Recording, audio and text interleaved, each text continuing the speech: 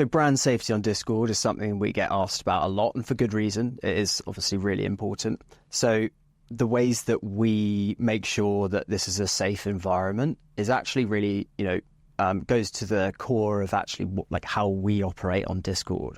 Because as a platform, yes, it's anonymous. You have, DMs, you have one-to-one kind of messaging, you have small servers of 10, 15, 100 people. We operate in that kind of bigger community space with servers and communities up to 2.3 million, but also, mostly around 100,000, 50,000 kind of people. So that's our first kind of important point, because in those communities, you have teams of moderators, which is quite different to what you'd have on other kind of platforms or other kind of live chat platforms, for example, as well. And those moderators are sometimes paid, sometimes voluntary, but they are obviously core to the running of it. And each community, when you join it, you accept a certain number of rules, some of which Discord kind of pre-populate for you. Others the community sets their own. Often it can be no politics, no religion as a general rule for chatter to make it just a fun space. But obviously all the usual things kind of apply. So everyone is accepting that when they enter that community. And therefore moderator's job is to enforce that, whether that's obviously kicking people, banning people, all the usual kind of things.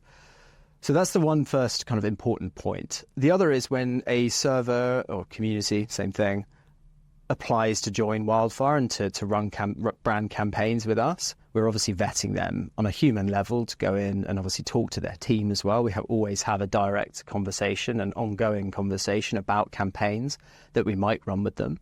But in that first initial step, we're vetting the community for engagement, activity, these kind of metrics, but then also the safety and kind of content that's actually on there. We won't accept them onto a community, onto our platform, or run any campaigns or consider running any campaigns if there are kind of unsafe topics within them. So that's kind of the one of the key things. Then when we actually look at running the campaigns, there's kind of another step, and our clients will have that transparency in terms of what these communities are. So this is not a bot that pumps ads into communities and we don't know where it's going. These are hand-picked communities, and the messaging shows up in sponsored channels and new channels or in the announcements channel as very clear kind of placements that can only be in that community. Content can't run away somewhere else that's not safe, nor can it be actually indexed by search engines. This is a closed community space, so it can't show up against anything that isn't in that live environment that we're showing our clients. And so that's really how we make sure that brands are in an environment that is safe on social.